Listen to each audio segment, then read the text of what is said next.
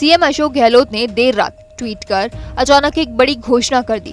उन्होंने ट्वीट कर बताया कि महंगाई राहत शिविर में जनता से बात करने पर फीडबैक आया कि बिजली बिलों में मिलने वाली स्लैब व छूट में थोड़ा बदलाव किया जाए, जिसके बाद सीएम अशोक गहलोत ने इस पर फैसला लिया और 100 यूनिट बिजली फ्री कर दी।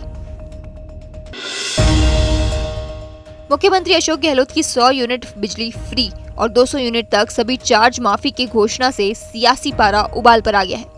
सीएम की घोषणा के बाद आधी रात को ही बीजेपी पूरे तरीके से हमलावर हो गई है। बीजेपी नेताओं ने प्रतिक्रिया देते हुए कहा कि पीएम मोदी की सभा के 6 घंटे में ही फ्यूल सरचार्ज माफी की घोषणा से साबित होता है कि मुख्यमंत्री अशोक गहलोत मोदी की सभा से भयभीत हो गए हैं।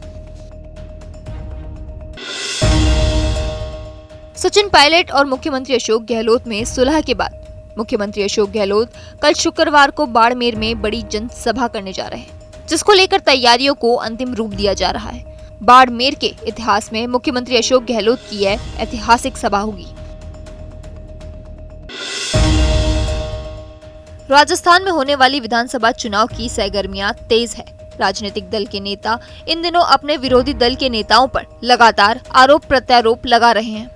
राजस्थान कांग्रेस के मंत्री प्रताप सिंह खाचरियावास ने बीजेपी पर करारा हमला बोला है। मंत्री ने कहा कि भाजपा के लोग सुन लो, जो कर्नाटक में तुम्हारी हालत हुई है उससे भी बुरी हालत तुम्हारी राजस्थान में होगी, आप गायब हो जाएंगे। साथ ही मंत्री खाचरियावास ने आगे कहा कि राजस्थान में भाजपा की दुकान भगवान उठा देगा।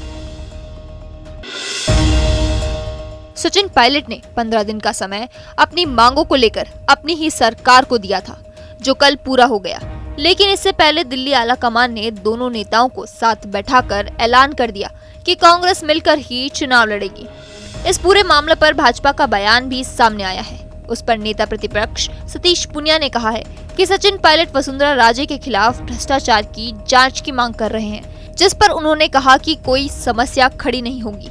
लेकिन सचिन पायलट का यह बयान सिर्फ सियासी बयान तक सीमित नहीं है। मुझे लगता है कि कांग्रेस पार्टी राजस्थान में एक बड़े विभाजन की तरफ जा रही है, जिसका खुलासा जून महीने में हो जाएगा। राजस्थान माध्यमिक शिक्षा बोर्ड ने 5वीं कक्षा के नतीजे घोषित कर दिए हैं। 5वीं में सभी स्टूडेंट को ग्रेड दिए गए हैं और कुल 97.30% छात्र छात्राएं पास हुई है। परीक्षा में शामिल छात्र आधिकारिक वेबसाइट राजस्थान।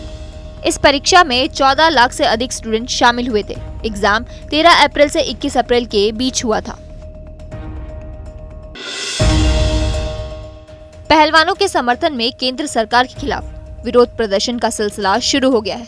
बुधवार को जयपुर में एनएसयूआई कार्यकर्ताओं ने बीजेपी मुख्यालय के घेराव की कोशिश की।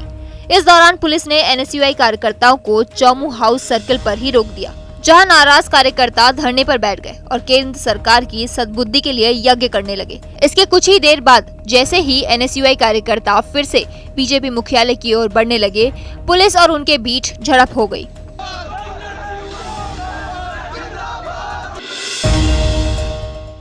विदेश से गोल तस्करी के मामले थमने का नाम ही नहीं ले रहे। जयपुर एयरपोर्ट पर कस्टम विभाग ने एक और कार्यवाही करते हुए यात्री के रेक्टम से करीब 43 लाख का गोल्ड बरामद किया है। शुरुआती पूछताछ में यात्री ने बताया कि वह बैंकॉक से लेकर इसे आया था। जयपुर में यह गोल्ड कहां और किसने देना था, इसके बारे में अभी जानकारी नहीं मिल पाई है।